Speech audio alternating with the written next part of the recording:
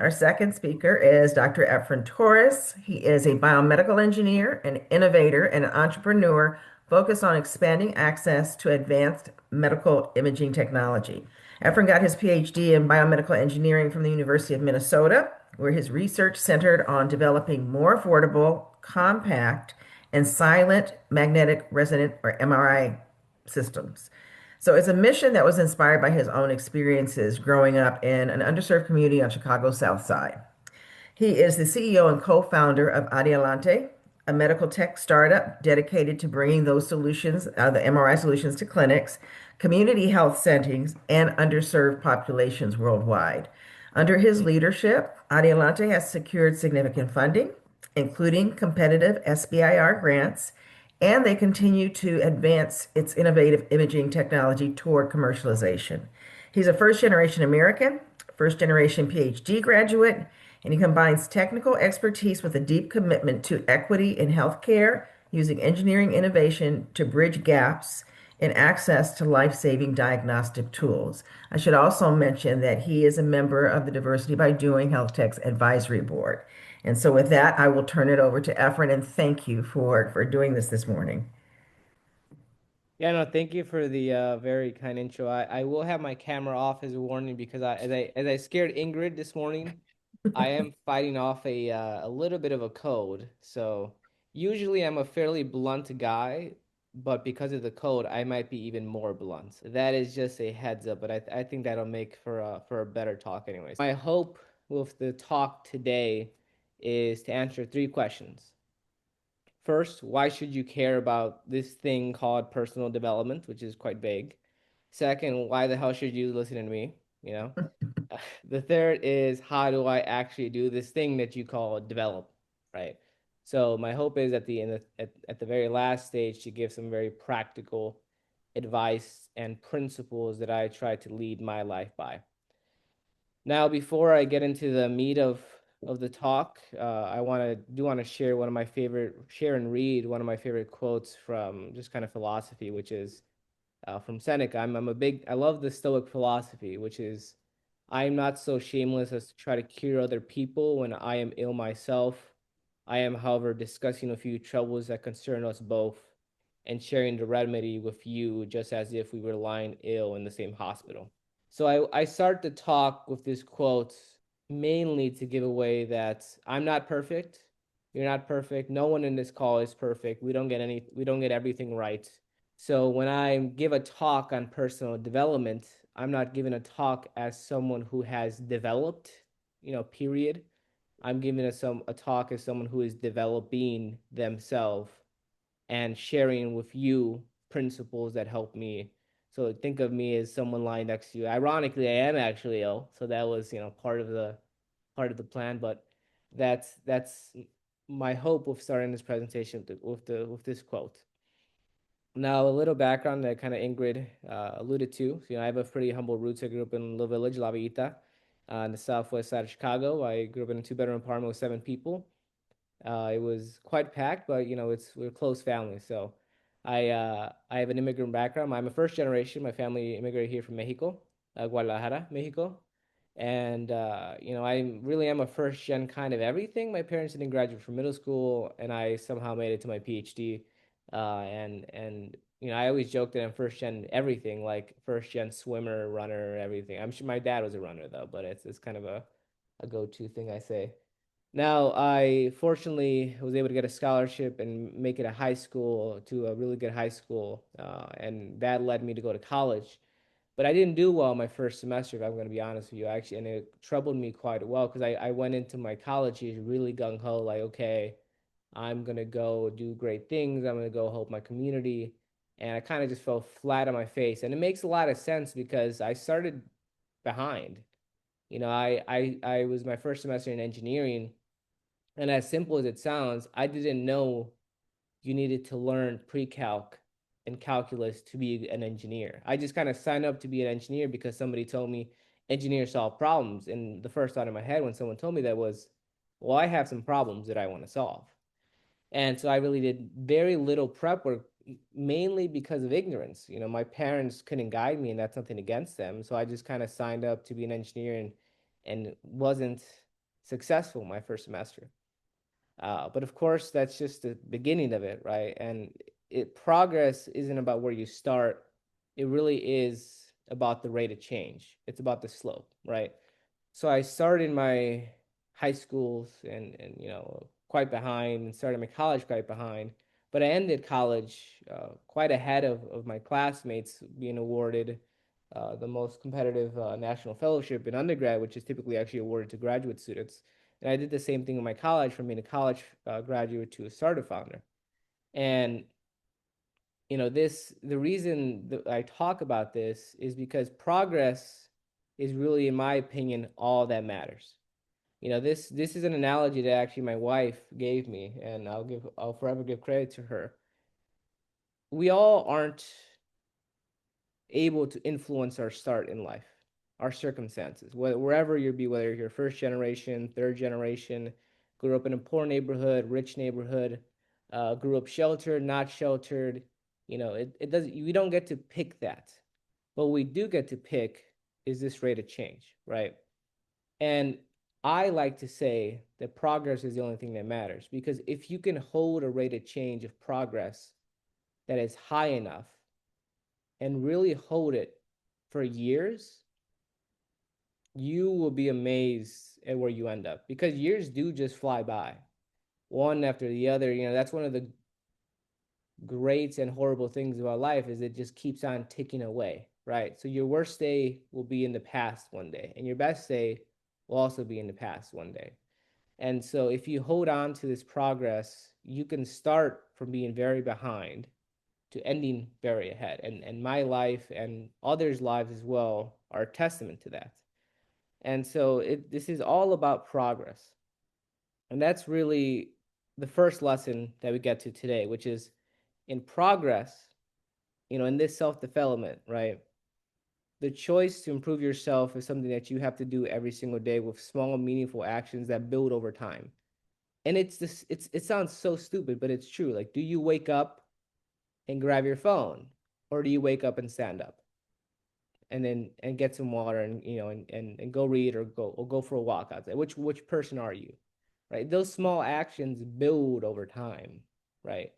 And the person that just can get up and just start the day, it's such a small thing, but you'd be surprised that those small differences really accumulate and compound over the years. So it's something that you have to you have to improve yourself, is something you have to do on a daily basis. And really, you are the only one that can make this choice. Someone others, I can try to give you a talk, pep, motivate you, etc. But this call is going to end, and then you're going to be staring at your computer, and then you're going to decide what you have to do next. And that's something that I always want to remind people of. Now, I want to talk about the next question, which is why you should care. Why should you care about developing yourself? Well, I honestly really believe that hard work makes a great life. And it's difficult to communicate this unless you've been through tremendous ups and downs.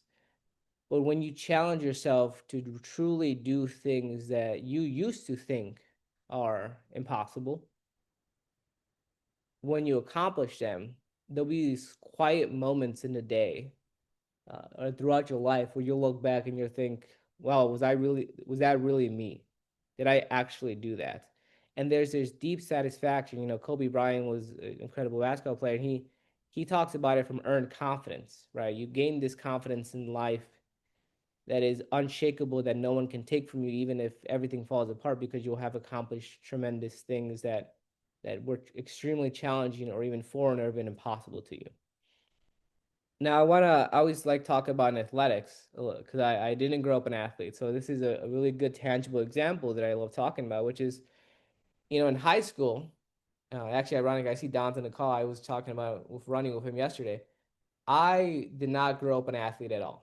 I actually I did the mile run my senior year, and I finished second to last. And the last person was someone who had a medical disability. So I was last. um, but in college, college was really formative time for me. And I really wanted to take a grab of my health and really prove to myself that yes, I've never been a runner in high school. I've never been athletic. The most athletic thing I did was play chess, which people tell me I guess is not a sport. Uh, but I wanted to prove to myself that, you know what, no, other people just like me every day run far. So I want to see how far I can run. So I went on this journey in my college years to just start running and see how far I can run. I went from 1 mile to 2 to 5 to 10 to 15, all the way until having peaked at 32 miles. And it was quite the journey to run those 32 miles because I had every excuse to not do it because it was actually a marathon, an ultra marathon that got canceled because of COVID. And it was really, again, this goes back to the earlier point. The choice was me. Okay, the race was canceled, but I've done the training and I wanted to do it. So was I gonna run it? It was ironically also raining that day during a rainstorm in Minneapolis alone with no support. Or was I going to wait to see when the race come up? And the logical part of everyone is probably waits, right? But I said no. I'm gonna do this for my sake, not because of a race, not because of accolades, not because of anything, because I wanted to show that I can do this, right? So that's why I kind of approach life with a different level of of confidence, and also I really try to remind people that just because you don't think you could do something right now, and you might not be able to do it right now. I couldn't run 32 miles when I was 18 or 17 and not fit at all. Just give it time. Focus on that rate of change, increase the progress, and let time run. And then eventually you'll be able to achieve things that you never thought you could. Now, I also want to talk a little bit about what is even the point of all this progress, right? And this is perhaps a little dark, but it's the truth. What is the point of the progress? The journey is the point of all of this. The accolades, the millions raised, the national fellowships, the highs, all of those are nice, but they're not the point of it. I remember having a discussion with a colleague in undergrad, and I had just won a national fellowship, and I went back to work the next day, and he was very confused. He's like, "What are you got the thing you were working towards? What were you? Why are you here?" And I looked at him. I said, I don't, I won't cuss too much, but I said, I don't really care about that thing. That's not the point of it. The point of this is I want to have a massive impact on this world. And to do that, I want to progress every single day. That's the point of this. It's not the fellowships, the accolades, none of that is the point. And I really believe that there's this deep joy and deep happiness that we can derive by just seeing how far all of us can go in this journey of life. So I really believe the point of developing yourself isn't so you can develop yourself for your family, for your community, for the world. It's so that you can look at yourself in a mirror sometime several years from now and really be amazed at all of the things that you've accomplished and you never thought you could accomplish. That's the point in my perspective. Now I want to end this talk that I have not been watching the time at all, Ingrid, so I apologize. I have no idea how long I've been going this. With some practical advice. Okay, so I've talked a lot about a lot of intangible things like developing and etc. But let's talk about some practical things, right? The first thing is actions above words above all. This one thing that I told a colleague is he was really stressed about his startup, and I was kind of blunt with him because he's a close friend, and I said, look, being stressed about your startup isn't working on your startup. It might feel the same, but it's not. And so that rings true for almost everything. Thinking about doing the thing isn't doing the thing. This is something I read online from several weeks ago. I can't remember the source. I wish I could remember the source, but it's true. Wanting to run a marathon isn't the same as running your first mile, right? You need to really focus on actions above all. The second thing is the work oftentimes is hard, boring, and long, right? I'm a first time founder. I had zero network of investors, yet I was able to fundraise about $2 million within a year or so. And how we did that was by just emailing a lot of people, talking to a lot of people, getting rejected a lot, pitching, pitching horribly, pitching slightly better the next time, and doing it over and over again. The startup journey is a little um, is sounds incredible, but the day to day is very boring sometimes. But that's okay. That's the nature of the work. And in this vein, when it comes to your ego, when you're starting from nothing and you want to do something, you have to be okay with any small semblance of progress, right? You have to be, whether it means talking to one investor who might reject you, or just doing one small thing that, yeah, it's not a popular thing, or it's not gonna get you Forbes 30 under 30 or anything really cool that people would admire, but any small semblance of progress, any lead you can get, you have to get a hold of, and you have to see how far you can pull it. And the second thing on this slide is I tell myself every day, and I tell others in my team, and I tell my co-founder, we can never lie to ourselves about how hard we're working, about our progress, about if we're doing a good job or not, about whether or not we're actually doing the thing. Like if I get on a stage and say we're going to become a multi-billion dollar company, my brain tricks me because I feel good when I say that. But that doesn't mean I did anything, right? So don't lie to yourself in that moment. And actually, I have a very brutalist view of success in which I tell myself oftentimes, I know I can fail. I know I can screw up the startup and it can be my fault.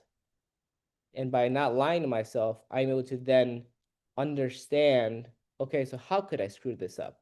Let's try to mitigate those risks and let's try to overcome those obstacles, right? But you have to not lie to yourself. And I will end this talk really quite simple by telling you that no matter what, I don't know what goals you have personally in your heart, in your mind, but I'll be honest, you probably know what to do already. Don't lie to yourself. It's whether it be a new fitness routine, whether it be wanting to be a startup founder, whether it be to wanting to start a PhD, you probably know what to do next. And whether it's run the first mile, whether it's talk to the first entrepreneur, whether it's look into your first PhD program, whether it's look into the next clinical, you know what you need to do next. So just go and do that thing. And yeah, with that, I will end the conversation. And hopefully, this was helpful to some people. And I appreciate everyone for your time, and I also appreciate everyone who developed Mucinex DM, because this talk was powered by Mucinex DM. Okay. The message was spot on, Efren. The only thing they missed is your usual energy, which I get to experience all the time. So just thank you for sharing everything that you did. That was amazing.